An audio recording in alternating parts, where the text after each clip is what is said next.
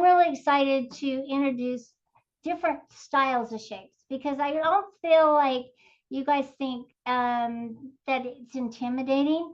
But when you break it down and digest it and make little layers and registration lines, it becomes much easier for us to quilt. And actually, free motion quilting these odd shapes is, I think, a little easier because you can do it in sections and stop and go to the next section. Where on the automation, you usually have to connect them to make one design from beginning to end. So let's talk about odd shapes, okay? When we're talking about circles, I like to use templates, okay? And circle is not an odd shape, but it is to quilt it. Because as you're going around and trying to quilt it, you're going around and you have to figure out your directions. So this really helps with the muscle memory, you guys, for it. So I started with my registration lines, okay? And you'll notice that I added extras in there to help me. So I started from the top, I came down, I looped around, did my little paisley, came back around, and then I went back up to the top, okay? Or you could just stop, okay? Or you can start right here. You can loop around, come back, and come back up to the top and then loop around. So that's how I made this shape. And then I started adding elements to it. So I went across the top and added little arcs across the top. Now, when you're quilting arcs, they can be very challenging. You could use a circle template, but it's better if you just have a half so that you can make your arcs very even and precise. So when I'm using a circle or an arc, I will use a piece of tape, a mark where I'm starting, where I'm stopping, so that as I'm laying it down and moving across it using my ruler foot, I know exactly how much spacing there is. So use that tape. Just use a little piece of tape and mark your start and stop. You could even mark it with different colors so that you know which one's the start point and which one's the end point. But those templates are really nice. And I've purchased several. I mean, you guys should see my templates if you haven't.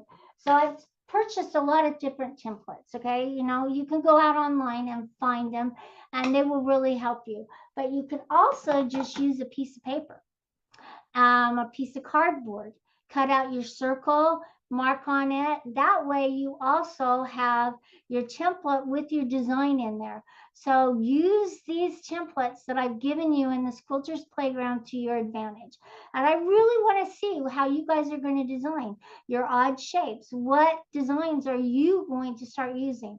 Start out with something simple and very basic. Just even an arc is very simple, very basic, but even find a design that you're really comfortable with. I'm comfortable with spirals and paisleys. Those are kind of always my go-to. So I've worked really hard on developing those. And so I like to add those or incorporate those as I'm quilting. Okay, on this next page here, I want to talk to you about diamond shapes because they're really fun. The diamond shapes can also lead to some really cool designs. So notice right here, okay, so every quilter's playground, as I'm designing, guess what I'm doing? I'm actually making designs for the automation as well. So you will probably see these down the road. All right, so I just used little arcs back and forth, looping around, and a little circle on the top. That was a really easy and fun design to do, and it made a really beautiful diamond shape.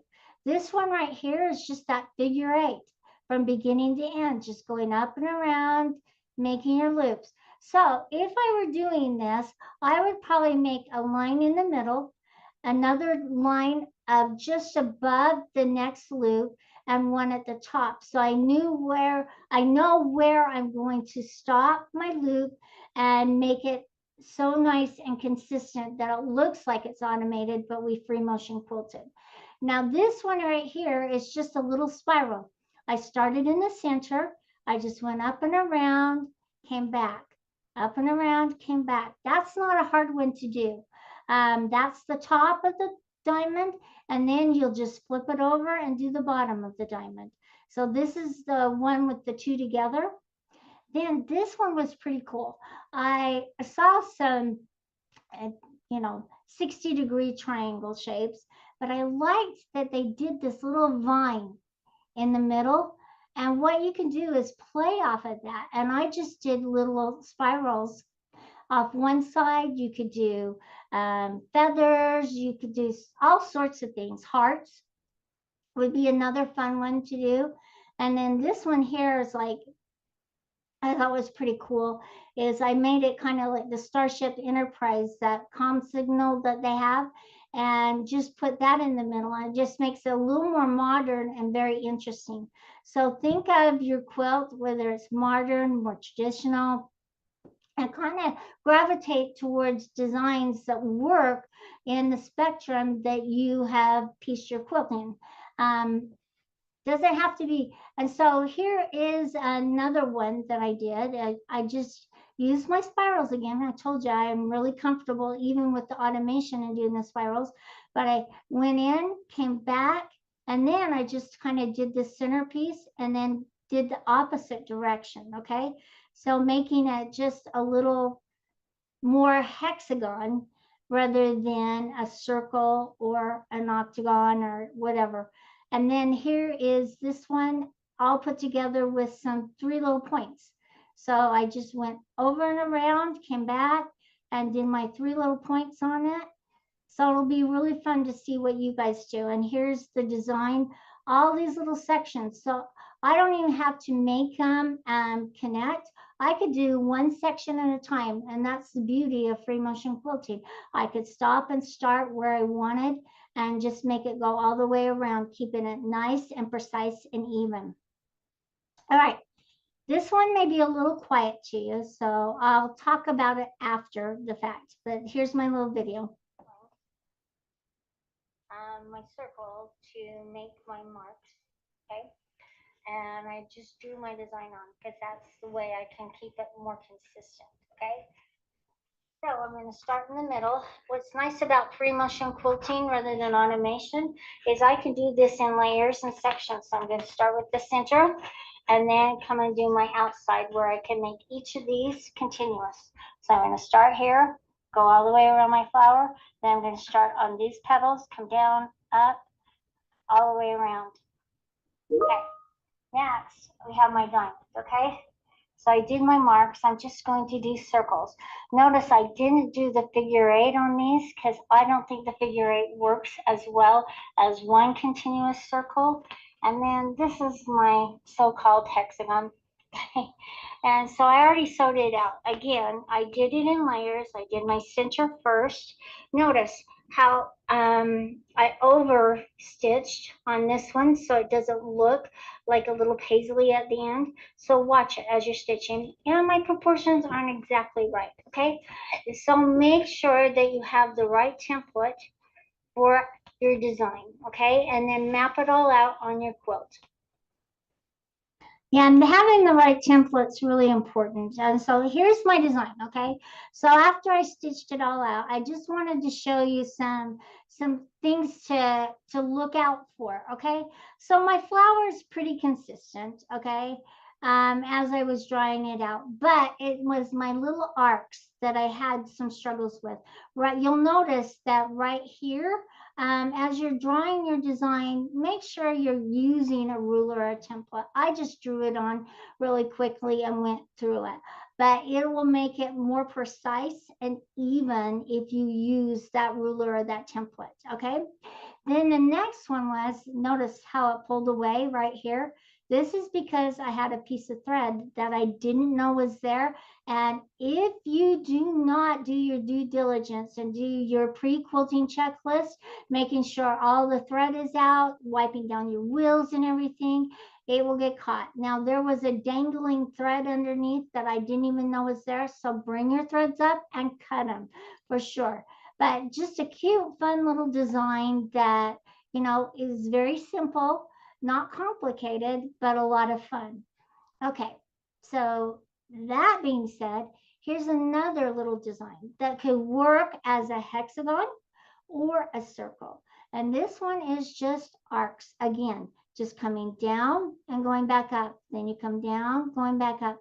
This is definitely one that you want to look precise and even, but all I did was rotated it to work with a hexagon. So it would work for either or. So watch your designs out there and make sure. So in this quilter's playground, we're going to do a little playing. Okay, so on this, I am going to go up to my draw and I am going to click on my red and we're just going to play with adding elements in it. So I'm just going to come in, come back down. Here's another way that you could fill in this extra space. Don't judge me because I'm working with, sorry, see, it wants to change it. So I'm going to undo that and then go back and continue on. So you could go back and forth and fill this in, okay? Now, if you didn't like that, you could do a loop right here as your inspiration. And you could even do, hey, a big circle right here. So you could just do a circle. And when I'm talking about a figure eight, okay, I was talking about and like an S, like this, and then coming back. Now, for free motion quilting, that doesn't, to me, look good. When you're designing an automation, you can make it actually work better. So when you're doing your pebbles, okay, I like to go all the way around, and I think it's really important to use a template and then come back around and then go back around. So you could actually do something like that, okay? Or you could come up and do another inside and keep doing that. See, it just doesn't want to work with me. That's the one thing I don't, if I hold on to it too long. But anyway, you could each actually come in and that looks pretty cool too. So what would you guys do to make this your own original design? I think it's really important for you. You can look at other people's design and receive inspiration, but I want to see you. I want to see how you would quilt it. I don't want you to be afraid of free motion quilting. Here's another one that you could do. You could do a zigzag back and forth in here. That could be fun. And then to make it even, you could just go like this and make sure that you're following, okay? Or you could just do some loops. So you could do, let's see, what would I do? Fill it in if you wanted to, just to make it simple. Or, okay, so the sky's the limit, only your imagination. You could even do little pebbles in here. That could make it a little interesting as we're working on it. And set it apart, and that would make that little pods look more like a little pod. All right, on this one here, we have a little bit different style, but have a lot of fun trying to decide on these templates. So I've given you several templates, you guys. You've got this 60-degree with the hexagon, and it's just on the flat end. So how would you do that? Would you make it more modern, going back and forth? I don't know. It did it for me. So thank goodness for this. Now I just do another one. And you could actually stop and start and even make it, you know, that could be really cool. And do this one. Okay, stop right there. All right, I'll go across then. I have to work with the tools that I have. Thank goodness it's making it straight. Okay, so you could also just come up out of this though and do something kind of fun like this. And then you could go, oh, stop it. And then I will go up like this. And I could go down like this. And I could actually go up again and keep going up and down. Okay, that's another thing that you could do. And you could also do this, okay? And the back and the forth. This could be a little fun one, just going back and forth and creating that kind of that shell. And that could be really cool all the way around as well. And then you could just do straight lines. So you could actually just go across and back and then make a crosshatch. Now I would use these lines here as my stitching in the ditch.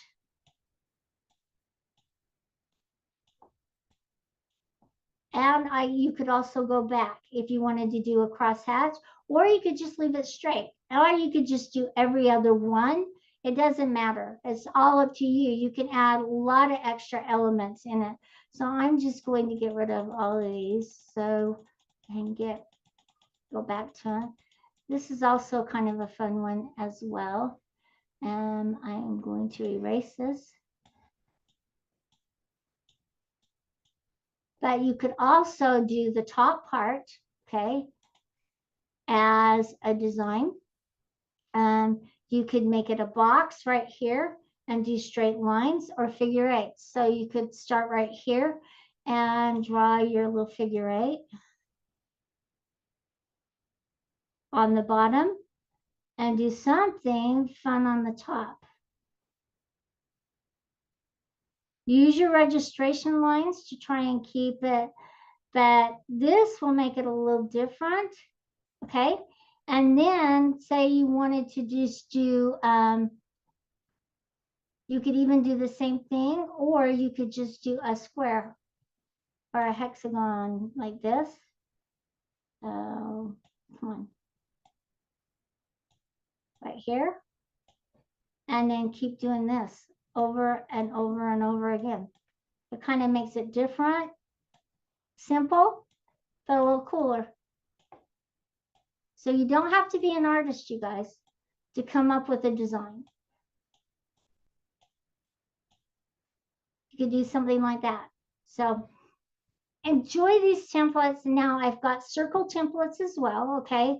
So I want you to use these and mark them up.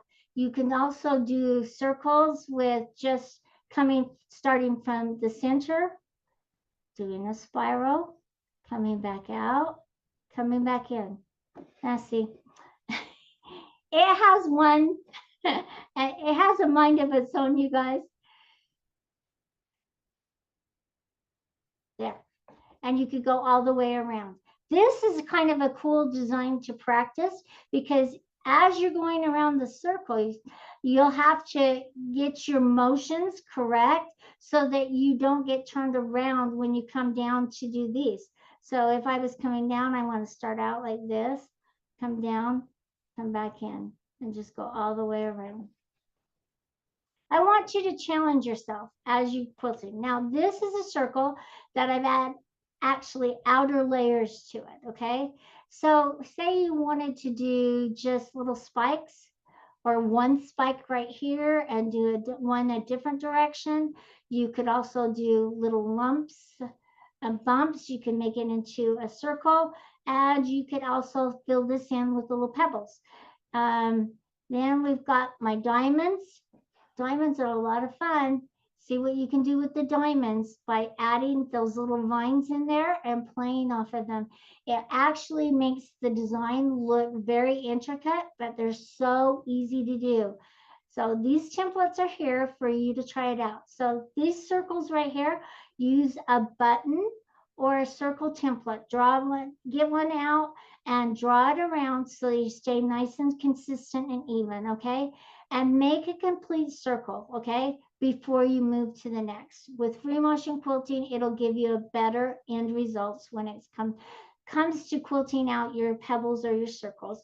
And then last but not least, we have our hexagons in different shapes, different sizes. I want you guys to really practice and play with these because it actually will help you become more confident in your quilting. Okay. My last few points I want to make, okay, is I want you to create your own designs. I don't want you to use others. You can use them as inspiration, but I want to see you in your designs that you guys are really good at piecing, you know what to do, and you've got this. You can do this. Use templates. They're there for you. Make your own if you have to make it nice and precise and even. And draw the registration marks. Those are going to help you keep it nice and consistent and even as you're quilting. Keep it simple. Don't make it complicated. We're starting out simple. We're going to get more complicated in Quilters Playground because that's who we are. And then think outside the shape. Think the other designs. There's a whole world of being square. We're not square people. We are thinking outside of the shapes and we're going to develop our own system, our own techniques. And then stabilize your blocks. One thing that I've learned is stabilizing the blocks really helps it from not shifting and moving. And so it really will keep it in place. So last but not least, remember, get your friends to register. Get them moving forward with quilting, free motion, and automation. That's what we're here for. We're here as a collective group of passionate quilters that just want to become better and better. And you guys are our inspiration. Share it with others and watch us again. But most of all, I want you to know that you can quilt anything. You don't have to use the automation all the time. You don't doubt yourself and don't doubt the power of you. Okay. And always, we will post this on YouTube. We'll send you guys a link. We love that you guys can take a chance and see it again, catch things you didn't see the first time, or go back and watch old ones, just to refresh your brain when you have a new project coming. You're like, we talked about odd shapes. I'm going to go back and see what we said about odd shapes. So remember, we are here on YouTube. Like, comment, share, all those fun things.